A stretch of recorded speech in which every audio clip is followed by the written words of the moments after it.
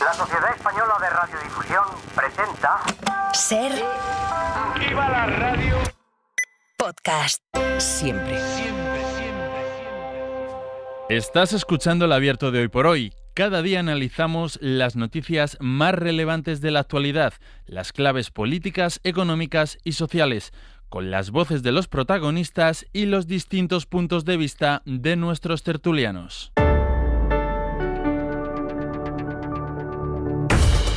Tiempo para el análisis, tiempo para el abierto en esta mañana del lunes, primer día de julio, primera mañana de lunes, mes de julio, con Cristina Monge. ¿Qué tal? Muy buenos días. Vaya, ¿cómo empieza julio? ¿Cómo empieza julio? ¿Cómo empieza julio? Carlos Navarro Antolín, muy buenos días.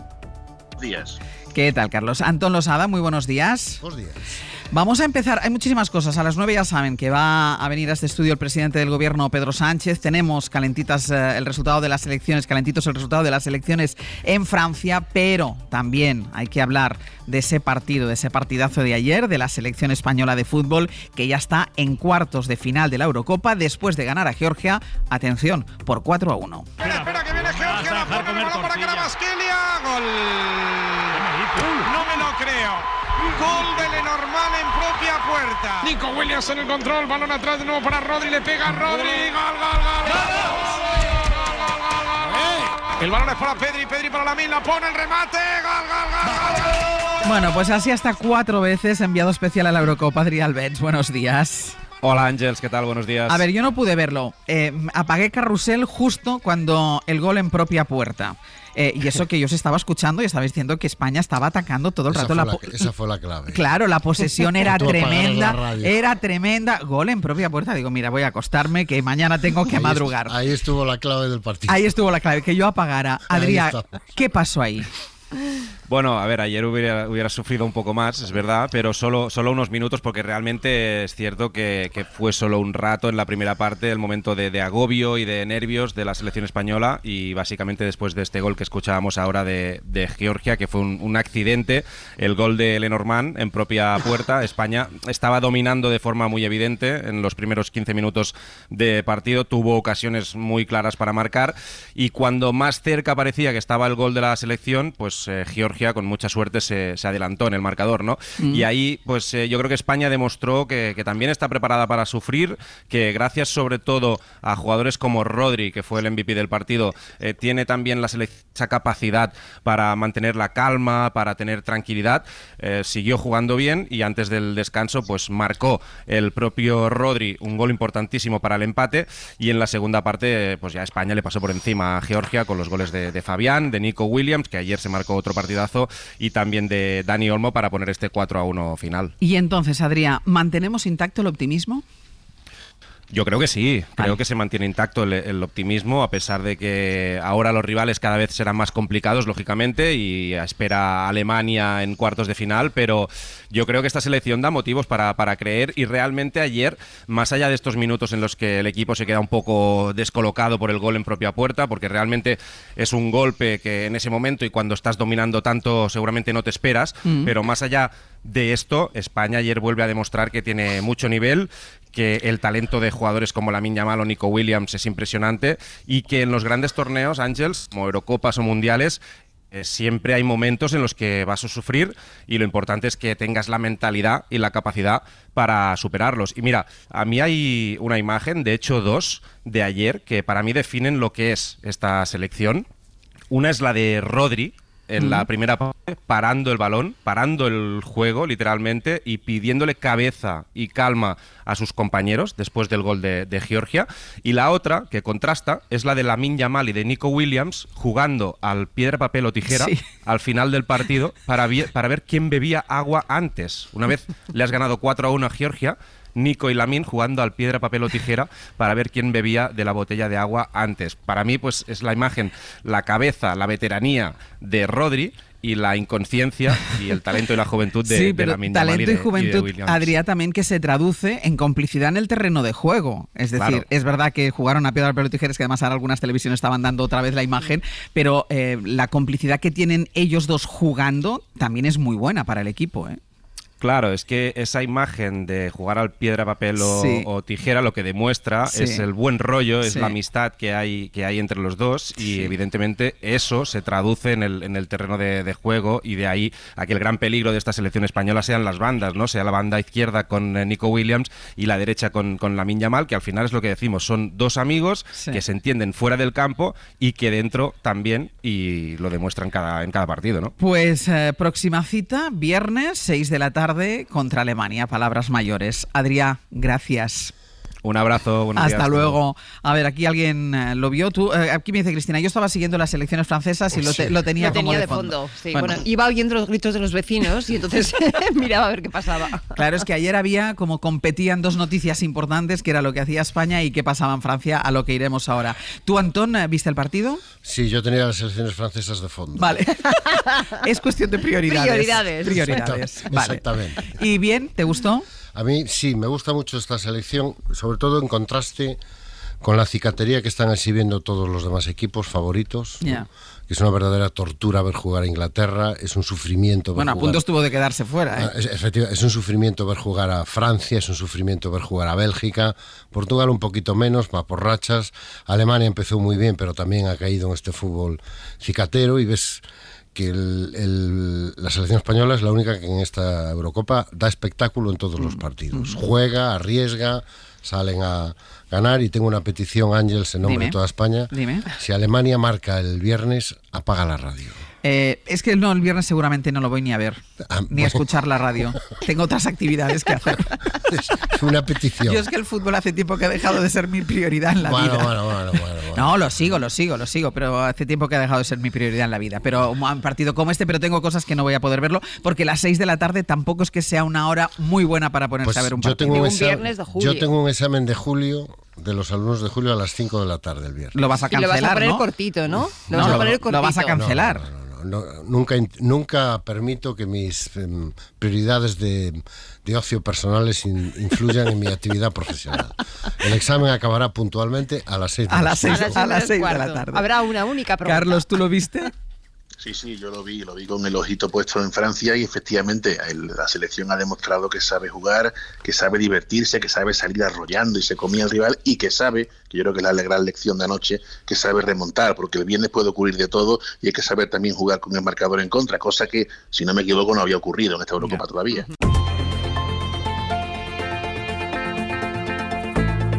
El Abierto. Ser Podcast. En el Abierto, Cristina Monge, Carlos Navarro Antolín y Antón Losada. ¿Se han cumplido los pronósticos en Francia? Il nous faut une majorité absolue pour que Jordan Bardella soit dans 8 jours nommé Premier ministre par Emmanuel Macron. Ils ont rendu un verdict sans appel et confirmé leur aspiration claire. Et c'est pourquoi, dans l'hypothèse où il serait arrivé en tête, tandis que nous ne serions... La ultraderecha ha ganado por primera vez las elecciones legislativas y continúa la tendencia que ya vimos en las elecciones europeas, donde el partido de Marine Le Pen también arrasó en esos comicios. Ha sido muy llamativo el dato de participación, altísimo, 20 puntos más que en las últimas elecciones, y sobre las 7 de la mañana el ministro de Interior haya confirmado definitivamente los resultados. Corresponsal en Francia, Vicenç Batalla, buenos días. Hola, buenos días, Ángels. Y con estos resultados en la mano, lo que se ve claramente es que el partido de Marine Le Pen triplicó sus votos. Ayer votaron por el Movimiento de Reagrupación Nacional más de 11 millones de franceses. Sí, exactamente. Hay que contar que entre estos 11 millones se cuenta también la escisión de los republicanos del partido tradicional de derecha, con su presidente en rebeldía, pero aún y así estamos hablando que hace 2 años, en las anteriores elecciones legislativas, habían tenido el partido de Le Pen 4 millones. Es decir, la evolución es muy grande, es llamativa, con los resultados oficiales del Ministerio del Interior. El partido de Le Pen y la escisión de Ciotis están en un 33%, el Nuevo Frente Popular de Izquierdas en un 28%, los macronistas en un 20%, pasan de primer al tercer lugar, de momento, antes de esperar la segunda vuelta, y los republicanos con candidatos cercanos están en el 10%. Y lo interesante, las proyecciones para la segunda vuelta, en función de diputados, ahora mismo el partido de Le Pen estaría a entre 10 y 20 diputados de la mayoría absoluta. ¿Por qué? Porque con una participación de 67%, más alta de lo habitual, hay 300 triangulares, porque aquí esto va por circunscripciones y pasan a la segunda vuelta los candidatos candidatos que obtienen un mínimo de tanto por ciento. Como se ha votado más, hay más candidatos, hay 300 triangulares, incluso alguna cuadrangular, y hay 76 ya reelegidos, entre ellos Marine Le Pen, que ayer cuando decía que había que dar mayoría absoluta a su número 2 Jordan Bardella desde su feudo en el norte Paso de Calais, ella ya también explicaba que había sido reelegida. Hay bastantes también diputados del nuevo Frente Popular de Izquierdas que han sido reelegidos, y es llamativo que entre los macronistas solamente hay 2 reelegidos y no hay ningún ministro de momento que haya sido reelegido como diputado. Y la clave en la segunda vuelta van a estar en estas triangulares. Ya hay dirigentes políticos que piden retiradas de terceros candidatos para poder unir fuerzas. De hecho, el propio Emmanuel Macron pidió ayer una alianza de republicanos. En cualquier caso, la legislatura, pase lo que pase, Vicenç, va a ser muy difícil. Sí, bueno, vamos a ver qué pasa, porque lo normal sería que se produciera este frente republicano en contra de la extrema derecha. El primero que lo dijo fue Mélenchon, que salió inmediatamente a decir que cualquier candidato que haya quedado tercero ante la posibilidad de que pueda ganar un candidato a la extrema derecha se retira. Tardó 2 horas todavía el primer ministro Gabriel Attal en salir a decir lo mismo, pero al revés. Pero es que hay divergencias en el campo macronista. El ex primer ministro Edouard Philippe dice que no se puede votar a ningún candidato de insumisos, de Mélenchon. El centrista François Bayrou dice que hay que mirar caso por caso, y por ejemplo los republicanos de derecha, canal histórico que todavía no han pactado con la extrema derecha, no dan consigna de voto. Ahora mismo los responsables de institutos de sondeos están explicando que si realmente en la mayoría de casos hay un frente republicano y hay menos triangulares, no hay dinámica ganadora para la mayoría absoluta para el partido de Le Pen. Lo que pasa es que ¿qué va a pasar la noche del 7 de julio si nadie puede gobernar? Y si además Marine Le Pen dice que si no tiene mayoría absoluta no va a enviar a Jordan Bardella, no va a imponer a Macron Jordan Bardella como primer ministro. Se abren todavía todas las expectativas de saber quién gobernará este país a partir del domingo que viene. Queda todavía por delante, Vicenç, una semana intensa y esa segunda vuelta, el domingo día 7. Vicenç, seguimos hablando. Gracias. Más allá de lo que pueda pasar en esta segunda vuelta, de lo que pase en estas triangulares, si hay esa unidad de los republicanos, pero el hecho indiscutible es, primero, el aumento de la participación, Cristina, histórico en unas elecciones legislativas en Francia, y que ha ganado la ultraderecha. Clarísimamente. Un 70% que refleja una enorme movilización. Y generalmente aquí sí que se cumplen esas máximas, ¿no? De que cuando hay una muy fuerte movilización hay pulsión de cambio. Y efectivamente lo hemos visto en este caso por la parte de la ultraderecha. Una ultraderecha, la de Le Pen, que ha tenido en los últimos años un ascenso progresivo. Es decir, esto no sorprende a nadie. Llevamos muchos años viendo cómo esas fuerzas van incrementando su representación y en estos momentos triplicando voto y casi duplicando porcentaje, que se dice pronto. Es decir, la victoria es arrolladora. Recuerdo que la noche electoral de las europeas, cuando Macron por sorpresa convoca estas legislativas, decíamos, se ha hecho un Sánchez, ¿no? Por esa reacción rápida frente a un resultado malo para él. Bueno, pues en este caso no le ha salido, y no le ha salido por la dinámica que hay debajo. Yo no sé lo que va a pasar la semana que viene. Es verdad que si ese frente popular con los republicanos, con la gente de Macron, si todo ese cordón sanitario opera de una forma clara y total en todo el territorio, que está por ver, porque hay dudas, pero es verdad que si eso opera así, probablemente esa mayoría absoluta de Le Pen no llegue a darse. Pero no sé si es lo fundamental, y me explico. El huevo de la serpiente ya está incubado.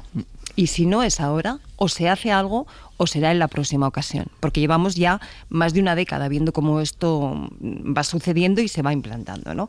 Entonces es verdad que esas 300 triangulares, hay todavía muchas posibilidades de cambio, pero si no se llega a comprender bien qué está pasando en el fondo de Francia, es muy difícil. Para intentar explicarlo bien, yo recomiendo ver los mapas. Los mapas esta vez son absolutamente claros. Tenemos a una Francia rural y a una Francia industrial en declive, que está votando hace tiempo por opciones, en su caso, de cabreo, que representa en este caso la ultraderecha de Le Pen, frente a una Francia de París o del centro ilustrado de las grandes ciudades, que es una Francia en contra de estas opciones de la ultraderecha y que vota, se manifiesta en muchos sentidos, no solamente con el voto, por otro tipo de fuerzas, generalmente más a la izquierda.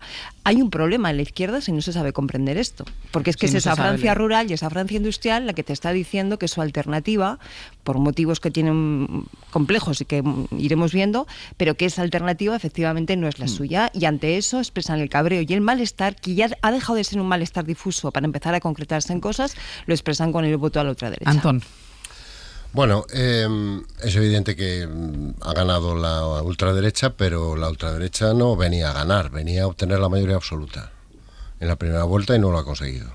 Bueno, pero eso es para consolarse con algo. Bueno, no, pero es que las cosas hay que mirarlas en la perspectiva. Sí. La noticia no es que haya ganado la ultraderecha de Le Pen. La noticia es que no han conseguido la mayoría absoluta y que hay bastantes posibilidades de que no la consigan. La noticia yo creo que es en la misma noche de las elecciones, tanto Mélenchon como el primer ministro de Macron llamaron a que el tercero se retirara y dejara paso al segundo candidato de los dos partidos, ¿no? del nuevo Frente Popular y del partido de Macron, que hubiera obtenido el mejor resultado. Entonces yo creo que hay que esperar al domingo para ver efectivamente cómo cuadra todo y cómo se acaban componiendo las mayorías o las minorías en este caso, ¿no? Entonces en ese sentido yo creo que hay que, sin desmerecer la gravedad de la situación y la gravedad del resultado, yo creo que es importante recordar que pasa un poco como en las elecciones europeas. La ultraderecha no venía a crecer, venía a convertirse en la segunda fuerza política de Europa y no lo consiguió. La ultraderecha en Francia venía a obtener la mayoría absoluta, es más, hizo de esa bandera su campaña electoral. Recuerdo que su candidato dijo que solo gobernará y solo será primer ministro si tiene la mayoría absoluta, y no ha obtenido esa mayoría absoluta. Yo creo que ahora hay que ver qué pasa durante toda esta semana, hay que ver si efectivamente se producen los acuerdos y las retiradas y ver cómo queda definitivamente el resultado. De todas formas, para mí la clave va a estar en ese casi 10% de votantes que todavía han votado a los republicanos, al partido de Sarkozy, a la derecha tradicional. Las encuestas le daban entre un 5 y un 6 y se han quedado prácticamente en un 10.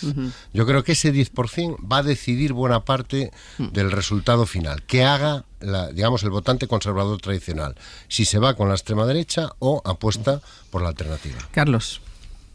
Yo no sé si el próximo domingo saldremos en Francia con una situación de cohabitación, que no sé, la primera vez, o de bloqueo, o de conflicto institucional, yo no lo sé. Lo que sí creo que hay que preguntarse por qué ha ganado con tanta claridad el partido de Le Pen en Francia, ¿no? Ahí están las claves, y efectivamente yo creo que en la Francia rural, la que no vive, que es muy mayoritaria, la que no vive en las grandes ciudades, tiene 3 problemas, o sufre 3 problemas, además, los relacionados con la inmigración, los relacionados con la evidente y palmaria falta de seguridad ciudadana, y también, como no, los relacionados con la bajada de un poder adquisitivo de toda esa gente que no vive en los grandes núcleos urbanos. Hay un descontento muy grande, pero sí hay que preguntarse por qué ha ganado. ¿Por qué ha ganado ese partido que tanta alarma y tanta inquietud genera, ¿no? Pues ¿cuáles son las claves? ¿O la gente se ha equivocado? Ahí hay un problema, ni los socialistas ni Macron que han conseguido resolver, no han conseguido darle respuesta durante muchos años a los grandes problemas de los ciudadanos. Entonces hay que ir a esas claves y el domingo ya veremos lo que ocurre. Y si hubiera una cohabitación, si nos ponemos en ese escenario, habría que ver también cuál sería la forma de gobernar o de gestionar de esta señora o de su delfín, ¿no? Si ocurre como en muchos partidos similares, ocurre como Meloni, que parece que se está yendo a la centralidad poco a poco, ¿cuál sería la estrategia? Pero eso ya sería un futurible que todavía queda tiempo. De todas formas, decías tú una cosa, Cristina, que que como que no se había leído la dinámica que había debajo, ¿no? Decías tú textualmente, claro, no la leyó Macron, que convocó elecciones en caliente, no podía prever Macron, que es verdad, que yo creo que no reflexionó ni 15 segundos, porque no teníamos resultados oficiales todavía, o sea, sobre sondeo, que es verdad, y esto lo insistimos siempre, que en Francia la clavan habitualmente, pero sobre el sondeo ya convocó elecciones. Él era el primero que debería haber sabido leer lo que iba a pasar. Es que las personas son las que hacen la política, y la personalidad de Macron es una personalidad muy definida. Justamente ahora lo estaba pensando al hilo de lo que decía Carlos de esa posible cohabitación, ¿no? Sí. Si por algo se define Macron es por su soberbia, que yo creo que está en la base precisamente de esa convocatoria anticipada de elecciones a los 5 minutos de conocer los sondeos de las europeas, ¿no? Es un puñetazo encima de la mesa de conmigo o contra mí. Bueno, pues Francia te ha dicho que contra ti. Y además te lo ha dicho de una forma bastante contundente. Exacto, contra ti. Pero es que yo tuve la misma sensación cuando le escuché el discurso que hizo después de las últimas presidenciales, donde ganó, pero estábamos todos conteniendo la respiración también. O sea, es que ya van muchas veces que en Francia vamos conteniendo la respiración y cada vez queda menos oxígeno. Y en ese discurso yo creo que ya había dejado claro que no entendía lo que estaba pasando en su país. Es una persona que tiene, yo creo, bastantes dificultades para comprender esos movimientos profundos más allá del Elíseo, más allá de lo que es la dinámica de ese París cosmopolita y de esa Europa en la que él se está a gusto y está cómodo, ¿no? Si se diera esa cohabitación, imagínate cómo podría ser una dinámica entre Macron y la extrema derecha, o entre Macron y los representantes del nuevo Frente Popular.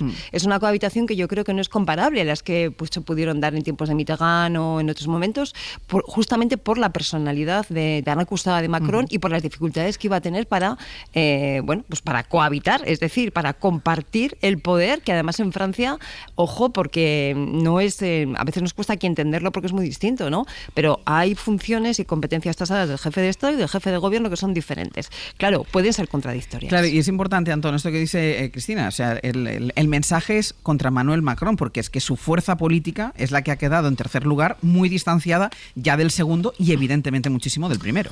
Bueno, es que cuando por tercera vez le pides el voto a los franceses para parar a la ultraderecha y las dos veces anteriores el voto que pediste no sirvió para parar a la ultraderecha, lo raro hubiera sido que te hubieran dado la tercera oportunidad. Ya te han dado dos en las elecciones presidenciales. La segunda ya por los pelos. O sea, ya estuvimos efectivamente todos dudando hasta el último segundo. Acordaros de lo que fue la segunda vuelta de las presidenciales, ¿no? Y ahora lo que ha pasado es que convocas unas elecciones, nadie sabe muy bien por qué, sin ni siquiera consultar a tu partido, buscando volver a situarte en el centro como, digamos, el muro de contención frente a los extremos. Y lo que te han dicho es que no, mira, muro de contención no. O sea, ya has tenido una primera presidencia, ahora tienes una segunda y no has conseguido parar, como nos prometiste, a la ultraderecha. Y lo que hemos visto es que una parte del electorado, lógicamente, se ha quedado con la opción Macron, pero lo que realmente ha movilizado y lo que realmente ha activado al voto para parar a la ultraderecha ha sido, yo creo que la gran novedad, seguramente imprevisible para Macron el día que convocó elecciones, que es el Frente Unitario de la Izquierda. Vamos a dejar aquí el análisis. Perdona, Carlos, es que quiero ir puntualmente a publicidad porque a las 9 en punto está con nosotros el presidente del gobierno con un tiempo determinado porque después tiene cosas en la agenda y por eso quiero saludarle a las 9 en punto de la mañana para poder, primero, antes que nada, valorar con él precisamente estos resultados de las elecciones francesas de este domingo, que es sin duda el tema de la jornada, el tema del día, a la espera de lo que pueda pasar en esta segunda vuelta prevista para el domingo que viene, para el día 7 de julio.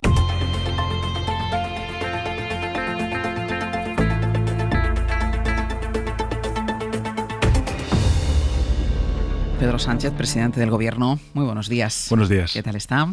Bien. Bien. Déjeme que empiece por lo más reciente, que es lo que estábamos comentando ahora en el análisis en Hoy por Hoy, que es la victoria, el resultado de las elecciones en Francia, la victoria de la ultraderecha con una participación récord y una victoria también histórica. Nunca había ganado unas elecciones, aunque es primera vuelta, la ultraderecha en ese país. ¿Qué valoración hace? Yo diría dos términos. El primero, el de la alerta, porque efectivamente este avance de la ultraderecha en Francia no es ajeno a lo que está sucediendo en otras partes del mundo, también en España. Estamos viendo cómo la ultraderecha, de manera directa o indirecta, es decir, a través del Partido Popular o a través de Vox, o ahora también Alvise, está avanzando en las posiciones tanto demoscópicas como institucionales. Pero también un motivo de orgullo, porque efectivamente el pasado 23 de julio, en las elecciones generales en España, demostramos que podemos ganar a la ultraderecha, frenarla y continuar avanzando con políticas progresistas. Por tanto, bueno, yo no doy por hecha la victoria de la ultraderecha en Francia. Creo que todo pasa por el Partido Socialista, su fortaleza y también la unidad de la izquierda. Y bueno, eso también tiene su lectura en España. Sobre qué tareas tienen los socios del gobierno a la izquierda del Partido Socialista y en segundo lugar, esa convicción de que al final la ultraderecha siempre se la gana gobernando, poniendo en marcha políticas progresistas que desmientan uno a uno con los hechos, pues todos los bulos que van propagando. Y creo que eso es lo que está haciendo el gobierno de España de 6 años a esta parte. Porque, presidente, ¿cómo podría afectar a Europa una victoria importante de la ultraderecha en Francia? Se lo digo porque ahora han conseguido los europeístas de alguna manera tirar adelante los nombramientos, los nuevos nombramientos en la Unión Europea con un enfado de Giorgia Meloni considerable. ¿Cómo puede afectar que un país como Francia tenga al frente también a la ultraderecha, tuviera al frente también a la ultraderecha? Francia es, junto con Alemania, el principal eje de avance de la construcción europea. Y se da la paradoja, efectivamente, como usted bien indica, Ángels, de que en un momento en el que Europa necesita avanzar, necesita federalizar muchas de sus políticas. Por ejemplo, pensemos en los fondos europeos, los que están reindustrializando y contribuyendo al crecimiento económico y la creación de empleo en nuestro país, al cambio de modelo productivo. Bueno, eso es consecuencia de una federalización, de la mutualización de la deuda pública y, por tanto, de hacer de la transición ecológica, por ejemplo, un bien público europeo. Financiar con recursos comunes bienes públicos comunes, como pueda ser, por ejemplo, el desafío del cambio climático. Y se da la paradoja de que frente a eso hay una reacción de sociedades que votan por una renacionalización de esas políticas europeas. Es decir, van en contra, digamos, de los tiempos, de las necesidades que tenemos de abordar respuestas comunes a desafíos comunes. Bueno, yo creo que eso puede tener su trascendencia, pero insisto, vamos a esperar al próximo domingo. Yo sigo teniendo esperanza en la movilización de la izquierda francesa y, sobre todo, al final, en que las sociedades se den cuenta de lo importante que es apostar por políticas progresistas, por gobiernos progresistas, que con hechos están demostrando, como está haciendo el gobierno de España, que se pueden desmontar esas falacias y esos bulos, ¿no? Yo recuerdo antes de las elecciones europeas, lo decía, cuando aquí se congregó la internacional ultraderechista con el presidente de Argentina, Milei, con el señor Abascal, también con la participación de Meloni, de Orbán, el primer ministro de Hungría.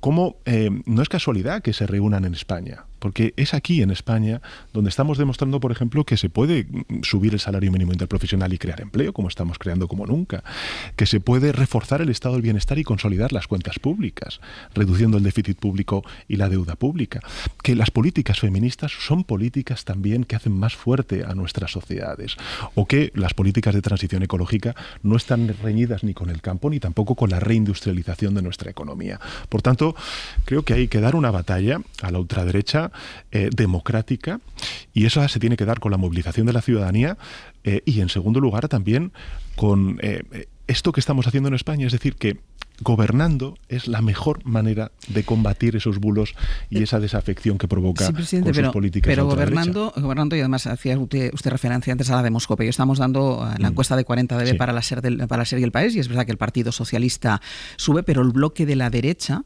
sigue sumando más, y no porque el PP y Vox crezcan, porque incluso bajan, pero porque hay la aparición de una nueva ultraderecha más a la derecha de Vox. Entonces usted me pone los hechos, el salario mínimo, el escudo social, me pone los hechos en un lado, pero la ultraderecha sigue subiendo. Bueno, es que es un fenómeno global. Esto no es algo que esté sucediendo solamente en España o en Francia o en Estados Unidos.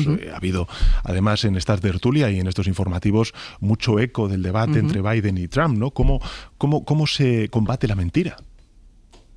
Cómo de repente en un debate, a mí me sucedió también con el señor Feijóo en las elecciones generales, ¿no? Cómo el señor Biden combate a alguien como es el señor Trump, que lo que hace es, bueno, pues no respetar los mínimos códigos de un debate sobre la veracidad de las afirmaciones que uno hace. Bueno, creo que efectivamente estamos hablando de un fenómeno global, pero creo que la toma de conciencia de la sociedad española el pasado 23 de julio, con esa petición, esa demanda que hice de aclarar exactamente qué dirección debía tomar España, si continuar con los gobiernos del Partido Popular con Vox o continuar consolidando políticas progresistas con un gobierno de coalición progresista, ahí estuvo el resultado. Usted me dice, bueno, un año después, lo que se ve en esta encuesta de 40 dB para el Grupo Prisa es, uno, que más o menos los dos principales partidos tenemos los mismos guarismos, los mismos porcentajes, un poquito más arriba, un poquito más abajo, y que lo que se ve en la ultraderecha es una mayor fragmentación, que es algo que siempre hemos dicho al señor Feijóo y al Partido Popular. Si uno pacta con la ultraderecha, no está reduciendo ese peso político de la ultraderecha, sino que además lo que se está haciendo es, bueno, ser devorado por esa ultraderecha y contribuir a que crezca esa ultraderecha en forma de nuevos partidos políticos, como es el caso de Alvise. En esa encuesta también se ve, presidente, que lo ha saltado usted se lo ha pasado por alto, se ve que el espacio a la izquierda del Partido Socialista cae, y cae de manera importante. O sea, ahora mismo Sumar obtiene la mitad de apoyos de los que obtuvo el 23 de julio. Yo recuerdo, además, fue una entrevista, una conversación que mantuvimos usted y yo, que usted dijo la importancia que para usted tenía que ese espacio a la izquierda del PSOE fuera un espacio fuerte también para poder reeditar gobiernos de progreso. ¿Cuánto le preocupa que ese espacio se esté debilitando tanto? Bueno, sin duda, yo creo que ese diagnóstico lo comparto. Fíjese que el 28 de mayo la izquierda perdió muchos gobiernos, tanto municipales como autonómicos, precisamente por la fragmentación a la izquierda del Partido Socialista. Y yo siempre he sido respetuoso con ese espacio en cuanto a cuál es la dirección y la orientación que deben tomar, y yo espero que encuentren esa mejor solución, porque efectivamente puede haber diferencias, discrepancias en torno a ese espacio, pero si uno mira lo que tiene enfrente, y lo que tiene enfrente es muy serio, es muy grave, porque es cuestionar no los logros de estos últimos 6 años de la acción del gobierno de coalición progresista, sino muchas de las cosas que hemos logrado como sociedad durante estos últimos 45 años de democracia. Uh-huh. Es decir, que aquí estamos viendo cómo el Partido Popular pacta con un partido, como es el del señor Abascal, que nada más y nada menos está poniendo en cuestión la violencia machista, después de lo que hemos visto este fin de semana, que lleva en sus listas a personas condenadas por violencia machista, que no habla de violencia de género, habla de violencia intrafamiliar. Entonces, son pasos hacia atrás, es un túnel del tiempo en el que la sociedad española debe ser consciente de los riesgos, de los peligros que entraña, y en segundo lugar, ser consciente también de que la democracia, los avances en derechos y en libertades no se defienden solamente una vez cada 4 años votando, sino se defienden todos los días. Por ejemplo, usted, cuando hoy abre los informativos hablando sobre esa violencia machista, alertando sobre los números tan insoportables y dramáticos que está viviendo la sociedad española, bueno, todo ese tipo de mensajes, de discursos, son los que diariamente tenemos que combatir con la palabra, con la acción política y, en definitiva, con la democracia. Déjeme que le pregunte por el acuerdo para la renovación del Consejo General del Poder Judicial. Se firmó el martes y al día siguiente se manifestaron diferencias sobre lo que se había firmado, sobre el documento que firmaron las dos partes, Partido Popular y Partido Socialista. Con lo que se ha firmado, con lo que está escrito y registrado, además, el PSOE se compromete a aprobar una reforma según la cual los jueces elegirían a los jueces, como defiende el Partido Popular. A ver, si me permite, lo primero, porque es la primera vez que me manifiesto sobre esta cuestión después del pasado martes, yo creo que la semana pasada fue una gran semana para los acuerdos, tanto en España como en Europa. Y así lo siento. Después de 5 años, casi 6 años, el Partido Popular incumpliendo la Constitución, pues volvieron al acuerdo, volvieron al cumplimiento constitucional, y yo creo que esto es muy bueno. Es muy bueno para la sociedad española, primero porque la sociedad española, aunque no fuera consciente de ello de manera directa, estaba sufriendo este bloqueo, las consecuencias de este bloqueo, en forma de retraso en la resolución de conflictos judiciales, en forma de recursos económicos que debíamos poner para poder, desde el punto de vista del gobierno, complementar la carestía que estaba sufriendo el Tribunal Supremo y también el gobierno de los jueces.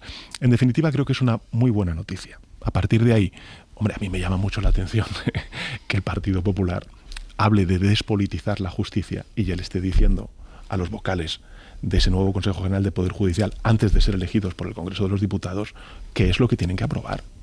Hombre, dejemos trabajar a los vocales del Consejo General del Poder Judicial y luego, cuando pues acuerden entre ellos qué es lo que deben hacer para reforzar esa independencia, pues entrarán en el Congreso de los Diputados y en el Senado.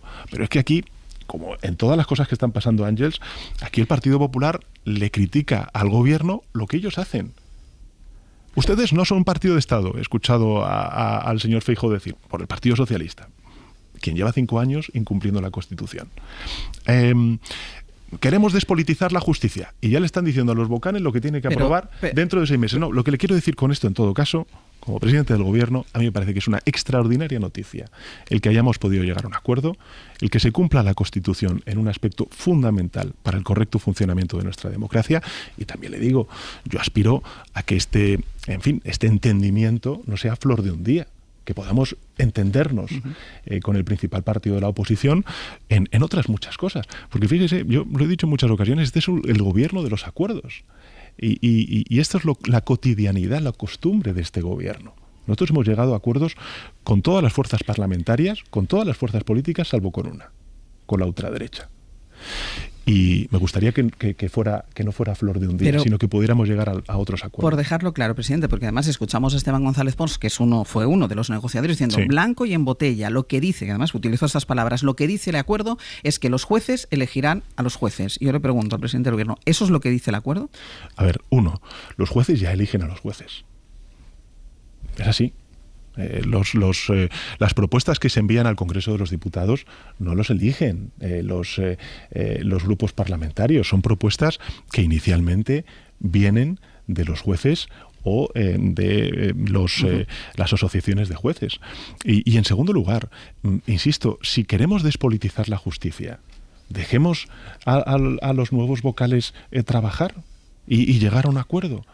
El acuerdo lo que dice claramente es que van a estudiar esos nuevos vocales en el derecho comparado, cómo podemos reforzar la independencia del Poder Judicial, y que cuando lleguen a ese acuerdo, que debe ser transversal con una mayoría de 3/5, pues esa propuesta se llevará en un plazo de 6 meses a las Cortes Generales.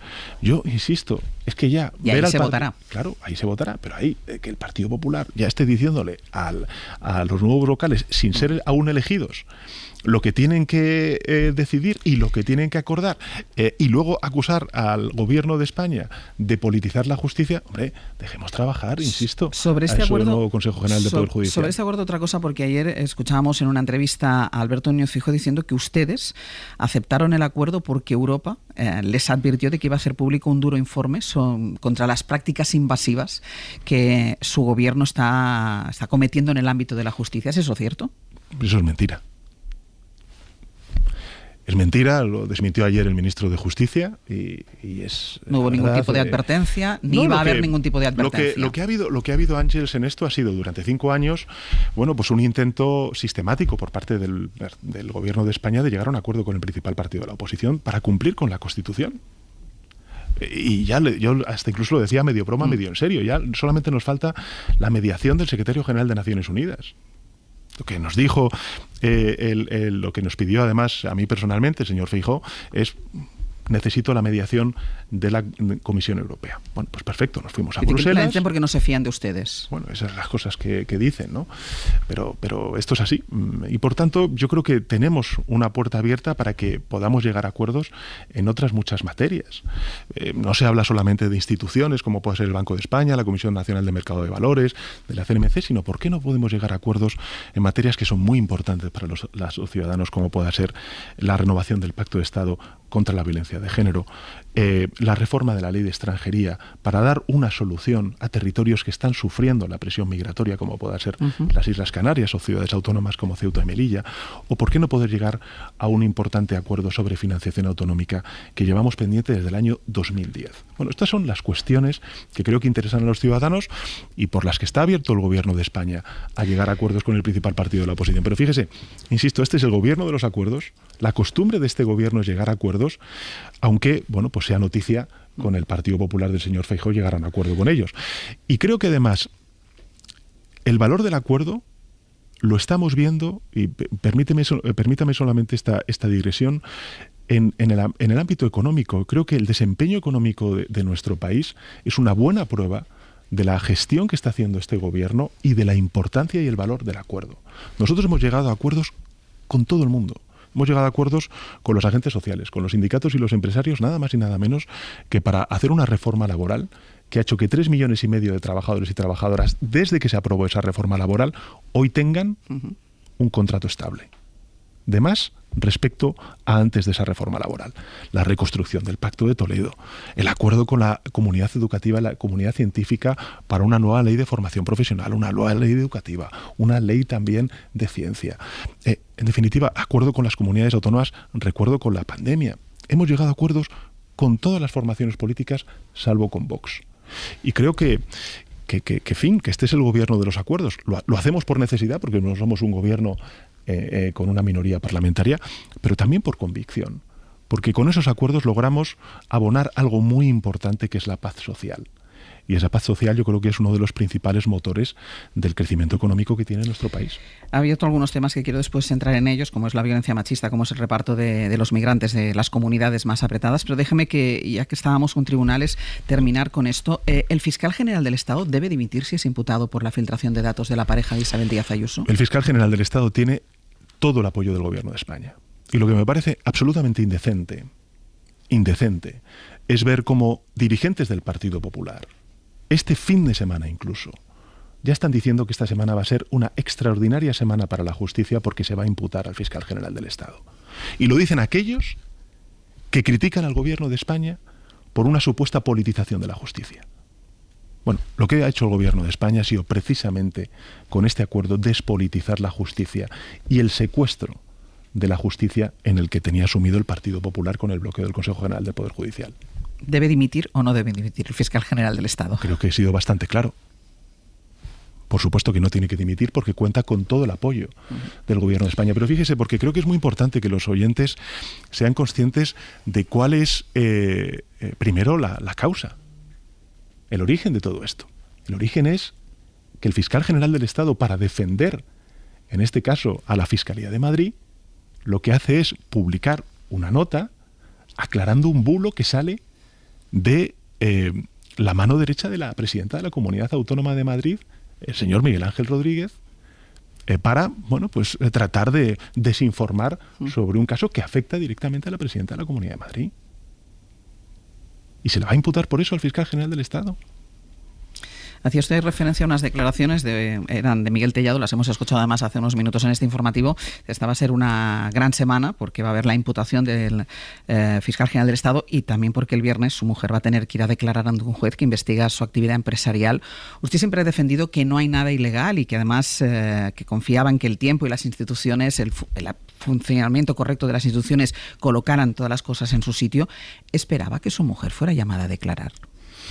Yo es que creo que, en fin, después de ver sobre todo para que los oyentes lo entiendan, todo esto parte de una denuncia de un sindicato ultraderechista como Manos Limpias. Bueno, le llamo sindicato porque así se autodenominan, ¿no? Es un pseudo sindicato de ultraderecha como Manos Limpias, que presenta desinformación, bulos, recortes de prensa y que caen efectivamente en el juzgado número 41. Que son precisamente esas informaciones, esos bulos, desmentidos por la Guardia Civil. Que luego la Fiscalía Europea y la Audiencia Provincial limita el ámbito de investigación. Y ahora mismo, mi esposa ha presentado varios recursos, aún por responder, sobre cuáles son los motivos por los cuales se le cita el próximo viernes. Y estamos a la espera. ¿Usted cree que el juez Peinado está siendo imparcial en el tratamiento del caso que afecta a su esposa? Yo espero que no. Yo quiero pensar que no. Pero efectivamente hay recursos que todavía se deben responder por parte del juez sobre cuáles son aquellos aspectos sobre los que se va a llamar a declarar a mi esposa. Pero bueno, en todo caso, creo que desde el punto de vista político, lo que yo tengo que decirle a los ciudadanos son dos cosas. La primera, absoluta tranquilidad y confianza, porque no hay nada. No hay nada. Y fíjese que el Partido Popular esté situando esto como uno de los principales elementos de su oposición demuestra que no tienen nada. Por tanto, tranquilidad y confianza. Y en segundo lugar, hombre, yo tengo muy claro, no soy ingenuo de por qué hacen esto. El 23 de julio ellos intentaron, desde el punto de vista político, acabar con este gobierno de coalición progresista. Y hay poderes claramente alineados con una estrategia judicial de acoso y derribo a este gobierno, o a mi persona como presidente del gobierno, por defender las cosas que defiendo. Por defender una política territorial de convivencia, por defender una política social y una política laboral de dignidad para los trabajadores y trabajadoras, por defender políticas progresistas que están siendo puestas en cuestión por la derecha, la ultraderecha y donde gobiernan. Por tanto, hombre, es evidente que desde el punto de vista de lo que yo he llamado la máquina del fango, pues este es un caso de libro. Tenemos a un sindicato, o mejor dicho, a un pseudosindicato ultraderechista que plantea una denuncia, con bulos y desinformación. Tenemos a los pseudomedios digitales propagando esos bulos y esa desinformación. Y luego tenemos, los altavoces del Partido Popular y de Vox pedaleando sobre la nada, sobre el fango. Y yo creo que este es uno de los elementos fundamentales que yo me he comprometido además, después de esos 5 días de reflexión que me tomé, a liderar, mejor dicho, quiero ser preciso, no a liderar, sino a impulsar como presidente del gobierno. Déjeme que ahora le voy a preguntar precisamente por alguna de esas medidas, pero quiero hacerle una última pregunta y se lo voy a preguntar abiertamente. ¿No hay nada en la actividad profesional de su mujer que, sin constituir delito, que no sea un hecho delictivo, pero que pueda ser reprochable? Nada. No hay nada. Absolutamente nada. Aunque no sea constitutivo de delito.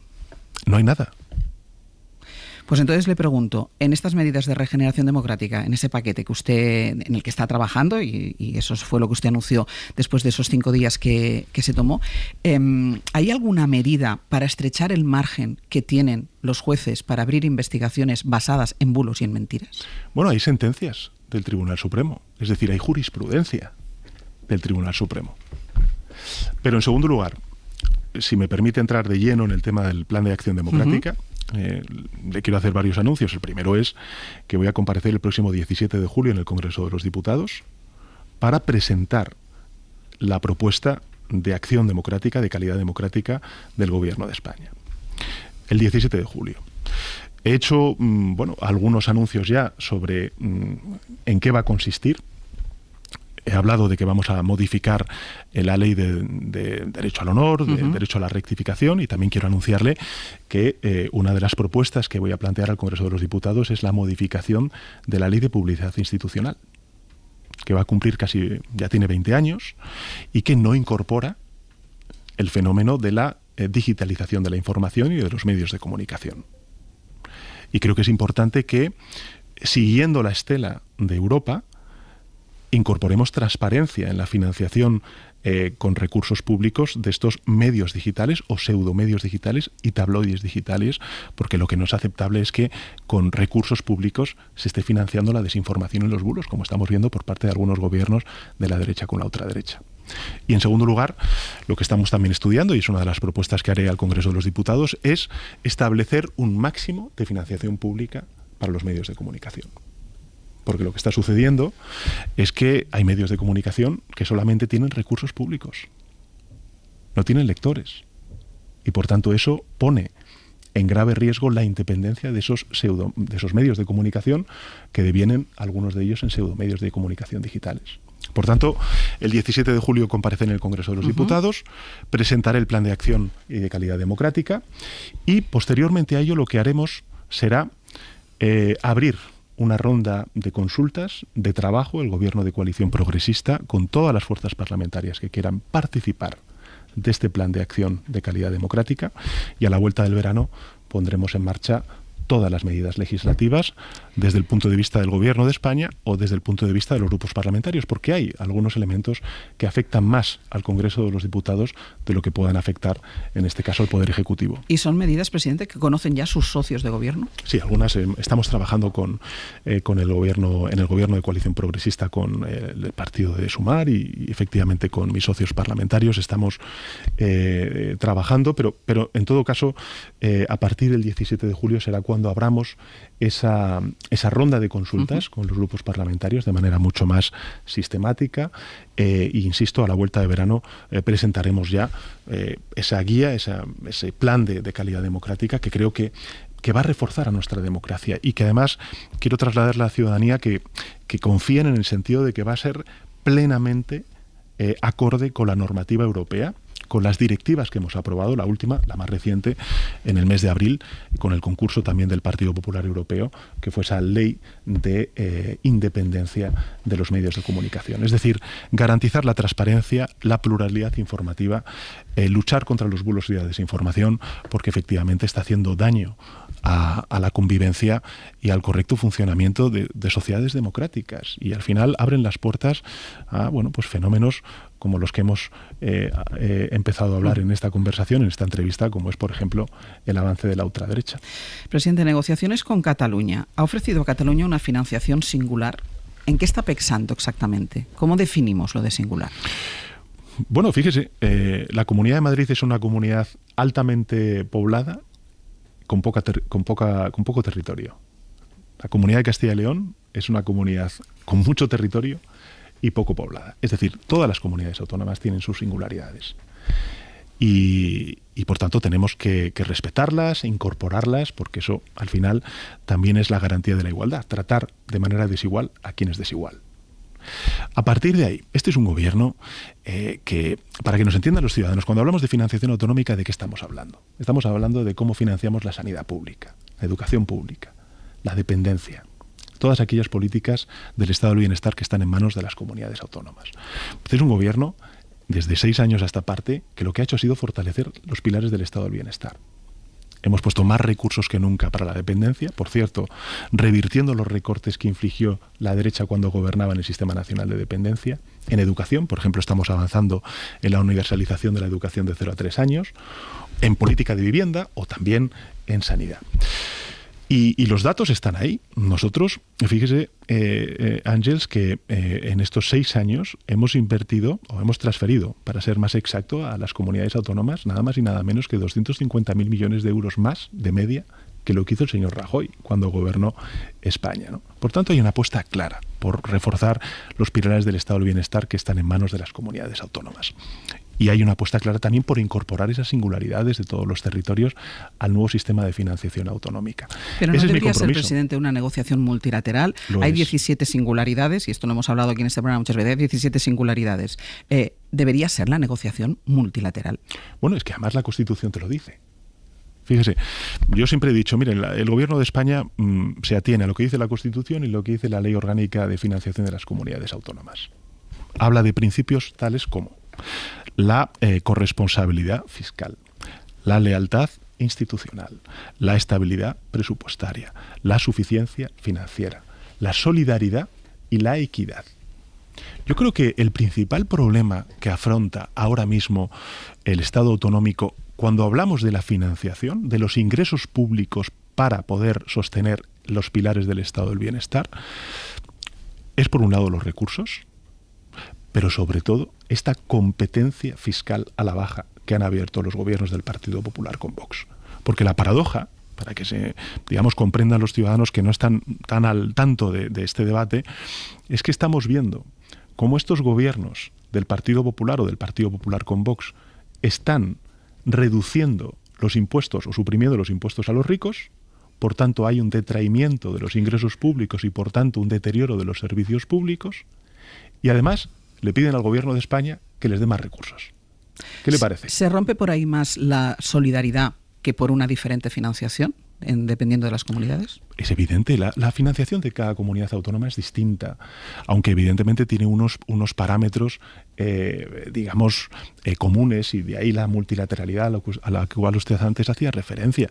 Pero no es lo mismo la financiación que tiene la comunidad de Asturias o de Galicia que la que puedan tener comunidades autónomas altamente o densamente pobladas, como pueda ser la catalana, la valenciana o la madrileña, ¿no? Pero bueno, es un debate que tenemos abierto. Es que desde 2010 que no renovamos el sistema de financiación autonómica. El Gobierno de España, desde luego, muestra su voluntad de abrir ese proceso de diálogo, negociación y acuerdo con todas las fuerzas políticas. Y creo que el principal interpelado debería ser el partido que ahora mismo, pues ostenta la mayor parte de los gobiernos, ya sea en solitario o en coalición con la ultraderecha. ¿Sabe qué pasa, que es el presidente? Partido Que son Popular. debates que son importantes y que se tienen que abordar en un momento determinado. Lo mismo pasaba con los indultos, con la amnistía, pero como siempre parece que este tipo de debates van ligados a cuestiones para dar estabilidad a su legislatura, la amnistía, con los votos suficientes para que usted pudiera gobernar. Ahora, para conseguir el acuerdo en Cataluña para poder hacer presidenta Salvador Illa. ¿No cree que deslegitima un poco este tipo de debates el hecho de que se den casualmente cuando son necesarios electoralmente? Pero fíjese, no es verdad en esta cuestión, si me permite que le rebata. Usted ha hecho referencia en multitud de ocasiones a la necesidad de actualizar el sistema de financiación autonómica. Completamente. En mi investidura. Pero ya hace tiempo de eso. Por supuesto. En mi investidura yo también asumí el compromiso de tratar de lograr ese acuerdo de financiación autonómica. Es decir, este es un debate que lleva pendiente, insisto, desde el año 2010, que se tenía que haber actualizado, ¿no? ¿Qué es lo que he hecho como presidente del Gobierno durante estos últimos 6 años?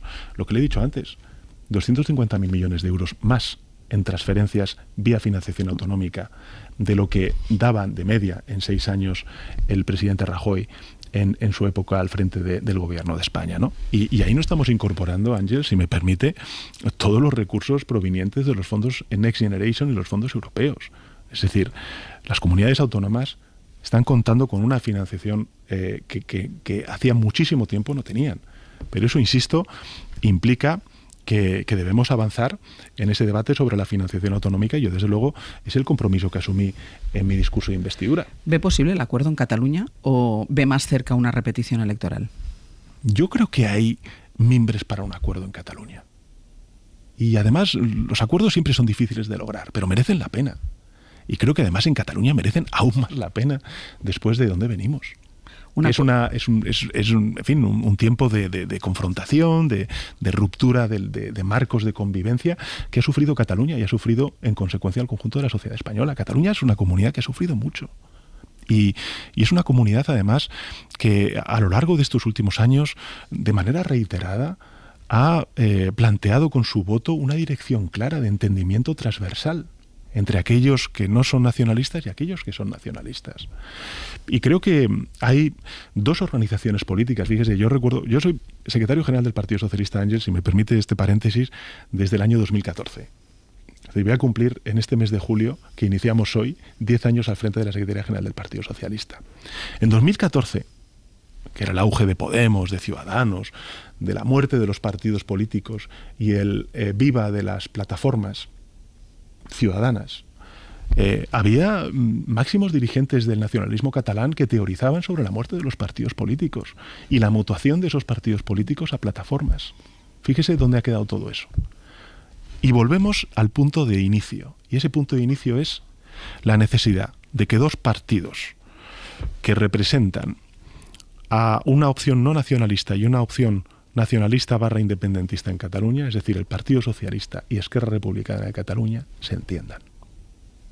Y creo que además el presente y el futuro de la sociedad catalana pasa por ese entendimiento.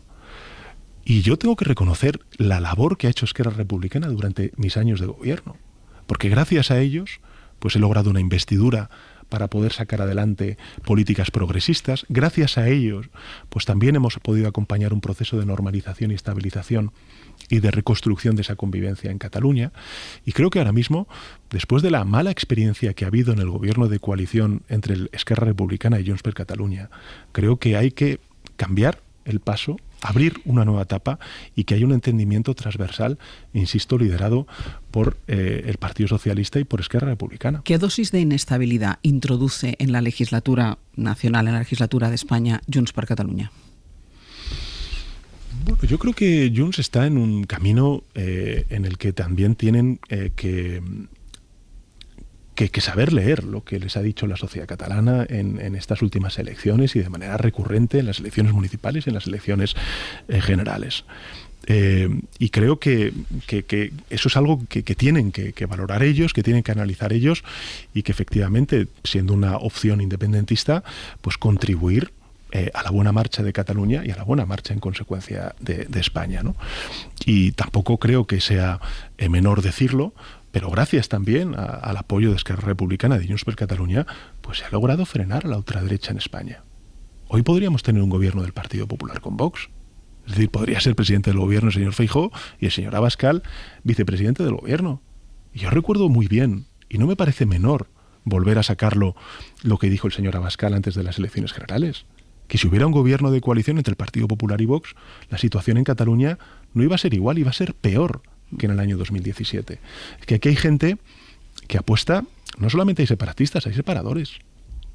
Y esos separadores han hecho del agravio y de la confrontación territorial su leitmotiv, y no solamente en la ultraderecha, también en la derecha española.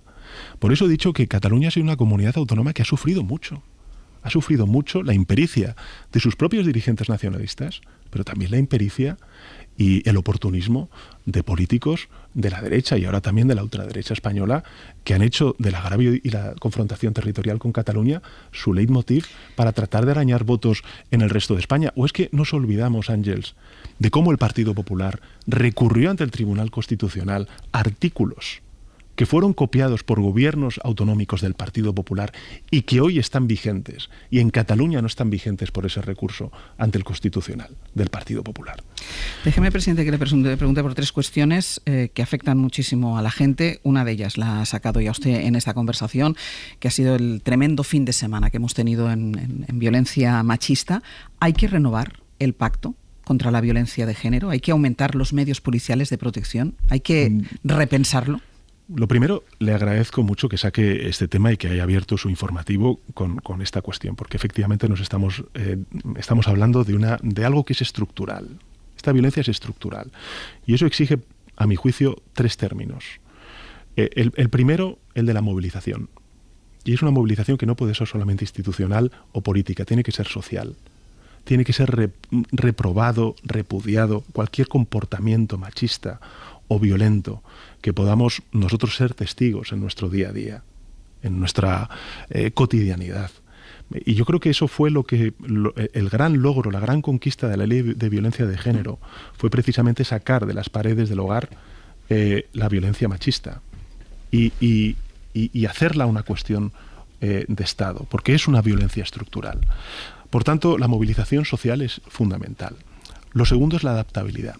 Y ahí entro de lleno en su pregunta, porque efectivamente la violencia muta. Y estamos viendo cómo existe ahora una violencia de género que se ceba también en los niños y en las niñas, en los hijos y en las hijas, y por tanto en la violencia vicaria. O también en cómo podemos protegernos ante contenidos violentos en las redes sociales y en los medios de Internet. Y finalmente la consistencia en las políticas. Y yo creo que la consistencia en las políticas pues exige de recursos económicos, de compromiso de las fuerzas y cuerpos de seguridad del Estado, que es total y absoluto, también del Poder Judicial, de la Fiscalía, y sin duda alguna la consistencia en las políticas por parte de todas las administraciones. Yo creo que aquí es muy importante volver a situar la responsabilidad en el Partido Popular de estar pactando con un partido político que niega la violencia machista, que niega la cuestión de género, de esta violencia estructural que sufren las mujeres por el mero hecho de ser mujeres.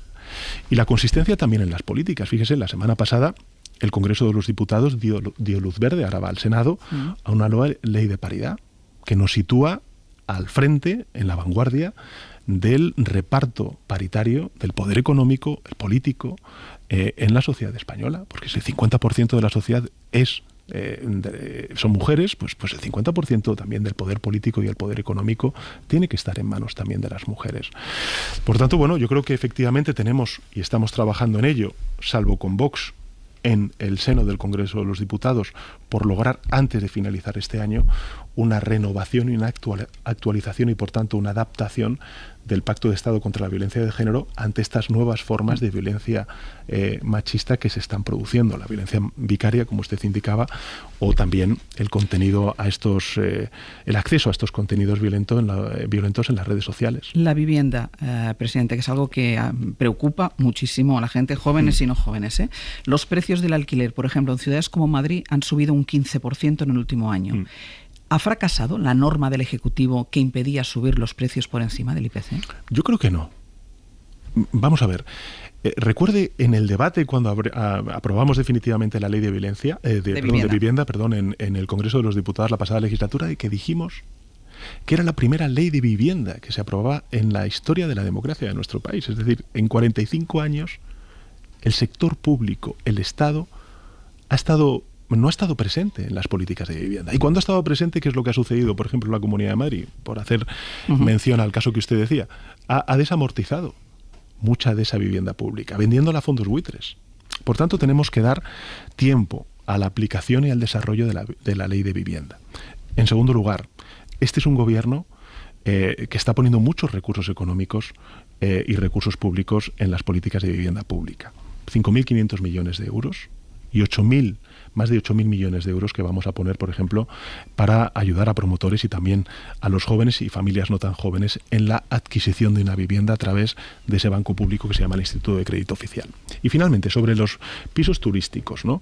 Creo que lo que hizo el alcalde de Barcelona, Jaume Collboni, fue un paso valiente, porque abrió un debate muy importante en la sociedad, y el Gobierno de España, pese a que nosotros no tenemos competencias en este ámbito, sí quedó mandatado por esa ley de vivienda para crear un grupo de trabajo y plantear una propuesta que vamos a hacer y vamos a plantear al conjunto de la sociedad y al resto de instituciones este mismo miércoles, donde efectivamente vamos a poner en marcha o vamos a proponer medidas para atajar uno de los principales problemas de nuestra sociedad, como es el alza de los precios derivado del aumento. ¿Es una propuesta que podría tener como modelo la iniciativa de Barcelona? Bueno, creo que lo que tenemos... A ver, yo creo que tenemos que ser conscientes de que hay muchas competencias que están en manos de los ayuntamientos, de las comunidades autónomas, y el Gobierno de España lo que va a hacer es tratar de coordinar todos esos esfuerzos y también incorporar algunos nuevos. Por ejemplo, ¿qué es lo que estamos pensando? Oye, ¿podemos modificar la ley de propiedad horizontal para ver si ponemos coto al fenómeno de los apartamentos o pisos turísticos? ¿Podemos crear un registro a nivel estatal sobre estos pisos turísticos para que no haya un uso fraudulento o podamos controlar el incremento de estos pisos turísticos, sobre todo en las grandes urbes? Bueno, pues este tipo de medidas son medidas que queremos plantear al resto de administraciones y al conjunto de la sociedad. Pero creo que el mensaje político es para el conjunto de los ciudadanos y ciudadanas de que el Gobierno de España no permanece ajeno a esta cuestión y que, desde luego, con nuestras herramientas, en un Estado compuesto, donde hay muchas competencias que están en manos de las comunidades autónomas y los ayuntamientos, vamos a contribuir a resolver, bueno, pues uno de los principales problemas que explica, como usted bien ha indicado, pues el alza de los precios del alquiler. Y una última cosa, porque ya me voy quedando sin minutos y usted tiene que irse. Sanidad, quería preguntarle también, porque llega el verano, hoy es 1 de julio, cierre de muchísimas camas, muchísima preocupación, muchísima movilización. ¿Qué se puede hacer desde el Gobierno central? Bueno, nosotros lo que hemos hecho ha sido aprobar una ley que garantice la universalidad del Sistema Nacional de Salud. Mañana mismo en el Consejo de Ministros vamos a aprobar también nuevas especialidades vinculadas con las urgencias y con las emergencias, que ha sido algo largamente demandado por parte de los profesionales sanitarios. Y finalmente la financiación. Volvemos a la cuestión de la financiación autonómica. Este Gobierno está transfiriendo recursos económicos a las comunidades autónomas para reforzar el Sistema Nacional de Salud, sobre todo después, evidentemente, de la pandemia y de las consecuencias no deseadas del aumento de las listas de espera. Y ahora ya sí, una última cosa, ¿vio el partido de España ayer? Yo vi el partido de España, disfruté, y fíjese, yo creo que al final, como todo en la vida, lo que se vio fue un equipo que tiene garra, que tiene carácter, que empezó perdiendo y que al final metió 4 goles. Así que a ver si el viernes nos dan otra alegría. ¿Va a ir a verles? Bueno, tengo que verlo un poco con el equipo, pero efectivamente, vamos, para mí sería un lujo el poder disfrutar en directo, ¿no? En Alemania de ese partido entre España y Alemania. Ya sabe que en fin, creo que tenemos muy buenos jugadores y que creo que podemos aspirar al campeonato. Yo sí lo veo y creo además en que ayer vimos a una selección que le dio la vuelta a un marcador adverso y que demostró con contundencia la calidad que tiene. Presidente, muchísimas gracias y muchísima suerte. Un abrazo, gracias Hasta a ustedes. Luego. En el abierto, Cristina Monge, Carlos Navarro Antolín y Antón Losada. Nos quedan exactamente 3 minutos o 4 como mucho. Valía la pena escuchar al presidente del Gobierno con calma y tranquilidad. Y la sensación, Antón, lo comentábamos ahora con Cristina, la sensación que deja con todas las iniciativas y con todos los proyectos que tiene por delante es que está convencido de que la legislatura va a durar lo que él dice que va a durar, que va a ser una legislatura larga. Sí, la sensación que deja es que el presidente está en el puente, ¿no? Sí. Al mando del puente. Puedes discutir las medidas o no, pero puedes discutir la dirección, el rumbo, la velocidad, pero que el barco va a toda máquina, va en una dirección y con el presidente en el puente. Sí, totalmente. Me llama la atención ese anuncio de que el 17 de julio presenta la famosa propuesta de regeneración y calidad democrática. Vamos a esperar a ver qué pasa con ese acuerdo, o sea, con ese anuncio de que se negociará con las fuerzas políticas, lógicamente. Esperemos también que con la sociedad civil. Creo que es muy importante que la sociedad civil y los profesionales participen de este debate. Y me llama la atención la rotundidad con la que muestra su esperanza de un acuerdo en Cataluña. Sí, porque yo creo menos, que más que no sé si esperanza, pero no se le ve inquieto. Sí, vale, bien, sí, lo podemos, sí, mejor ¿no? Mejor así, sí, bueno, efectivamente. De hecho, la única duda que ha expresado es si va a ir al fútbol o no. Exacto, la única duda que ha generado es si voy a ver a Alemania contra España o no. Que es la única cosa que no debería dudar, pero bueno. Bueno, ha dicho que tenía que verlo con su equipo, ya sabes lo de las agendas. Ni equipo, ni agenda, ni nada. Ni nada, di que sí. No, y lo digo entre otras cosas porque hemos visto ya en el fútbol a Olaf Scholz, ya le hemos visto viendo y él ha sido el único que todavía no ha ido. Carlos, ¿cómo lo has visto tú? ¿Cómo lo has escuchado? Pues me esperaba que presumiera de un hecho cierto, que es que ha llegado ya a acuerdos con todos los partidos, incluido el PP con el Pacto de la Justicia. O sea, Pedro Sánchez se entiende si hace falta desde con Bildu hacia el PP. Eso es un hecho objetivo y cierto. Otra cosa es la opinión de cada uno. En segundo lugar, brevemente, le ha mostrado todo su apoyo al fiscal general del Estado. El fiscal general del Estado tiene el apoyo del gobierno. También tiene un problema muy grave, porque una cosa es publicar una nota y otra es revelar secretos. Ya veremos cómo queda eso. Y por último, es verdad que hay un activismo disfrazado de periodismo, pero cuidado, el denominado Plan de Acción Democrática, que no vaya a ser una barra libre para controlar a la prensa. Ya, pero la transparencia nunca puede ser una barra libre ni una amenaza. Es decir, lo que es una amenaza, lo que es una amenaza es la opacidad. La opacidad, claro. La opacidad. Eso es lo que es una amenaza. Y fijaros que lo que ha hecho ha sido referenciarse en la legislación europea, en esas directrices europeas que vienen de qué hacer ante la desinformación. Es decir, yo no me espero una propuesta revolucionaria, sino que me espero una propuesta que vaya muy en línea con lo que Europa está diciendo. Sin más, que por cierto, lo que habría que preguntarse es por qué no está todo eso ya implementado. Es importante tener presente que la desinformación no es un accidente, ¿eh? No cae del cielo. No. Está financiada y responde a campañas y estrategias sistemáticas. Total, contra la desinformación siempre. En alerta siempre. Y contra cómo se lucha contra la desinformación también. Y después sobre la renovación del Consejo General del Poder Judicial, que es verdad que desde la mañana siguiente cada uno ha vendido un contenido del acuerdo diferente, pero también es verdad, Cristina, que él no ha hecho sangre tampoco con esto. Es decir, ya pasarán los días, los vocales decidirán y ya veremos qué hacemos. En absoluto, no ha hecho sangre para nada, y en línea de lo que veníamos comentando aquí los días anteriores. Se le pasa la pelota a los nuevos vocales del Consejo y que ellos vayan elaborando una propuesta a ver qué ocurre, ¿no? Que ahí también hay cierta jugada de patada para adelante en términos futbolísticos, ¿eh? Decir, bueno, pues que vayan viendo a ver cómo lo hacen, ¿no? Y ya llegarán las propuestas. Pero sí, no ha sido un tema que quisiera hacer sangre, y sin embargo sí que ha puesto en valor la importancia del acuerdo. Que es una cosa que por parte del Partido Popular yo he echado en falta estos días. Pues hasta aquí vuestro análisis, brillantísimo como siempre, aunque breve. No? Voy a hacer una pausa, ahora volvemos. Hoy por Hoy Magazine.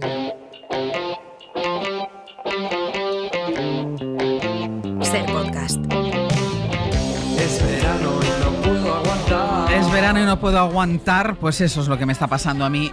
Ana Usle, Sergio Castro, te hemos leído el cerebro. Es que a ti no, de todas formas, tú te puedes aguantar ya un poquito más, que toda la semana pasada estuviste de vacaciones. No, o sea, tú puedes aguantarte un poquito más. Poco más, ¿eh? Así trae ese color que trae, ahora lo entiendo. Exacto. Estoy bien, pero mal al mismo tiempo. Venga, contadnos qué vamos a hacer a partir de ahora. No sé si necesitas a Bob para hacer la lista hoy, ¿eh? Porque te la harías tú sola. Cosas que necesitas ya. Vamos. Vacaciones, ¿te suena? Jubilarte. Eso lo primero. Eso lo primero. Todo. Hoy, desde una buena verbena, un café, un corte de pelo, meter los pies en un charquito, cosas que necesitamos ya. Es una lista de urgencias y las tiene también Bob Pop. Venga. Ya pueden llamar para sumar alguna idea al 900-100-800. Cosas que necesitan ya. 900-100-800. Después lo que va a ocurrir es que van a llegar Galder Reguera y Rafa Cabeleira. Es la hora de la verdad, las eliminatorias directas en Alemania, la Eurocopa. Así que vamos a temblar los nervios. Hemos invitado a Mar Rovira, psicóloga deportiva. Acaba de subir, digamos, al Español a Primera División. Malo será que no tenga un recetario bueno. Yo creo que este equipo debería ficharla. Sí, ¿no? El equipo del Hoy por Hoy debería ¿Cuánto ficharla? Trabajo? No lo sé. Venga, ¿qué más? Luego vendrá Lola Pons, aunque hoy sea lunes la necesitamos porque vamos a, gracias al orgullo, vamos a poner en valor todas esas palabras que tuvieron que utilizar hace años cuando no había ni libertad sexual, ni libertad de expresarse, ni ningún tipo de libertad. Ese lenguaje críptico utilizado entre ellos para encontrar, para entenderse, para hablar, y además es un lenguaje muy difícil de documentar. Y no muy lejos de ahí, vamos a seguir un poco hablando del orgullo en mitos. Vamos a hablar de si deberíamos dar por conquistado siempre un derecho. Evidentemente parece que no, parece que no. Hay visos de que parece que es necesario recopilar y memorizar los derechos obtenidos. Pues todo esto desde ahora y hasta las 12:20. Antón Losada, ¿quieres cantar? Esta era una de mis canciones, pero no me habéis dejado. Pero si estabas cantando por lo bajini que te hemos oído. Es que me gusta mucho lo de vacaciones, los cojones es mejor trabajar. Cristina Monge, Carlos Navarro Antolina, Antón Losada, hasta la semana que viene. Adiós. Buena semana. Para no perderte ningún episodio, síguenos en la aplicación o la web de la SER, Podium Podcast o tu plataforma de audio favorita.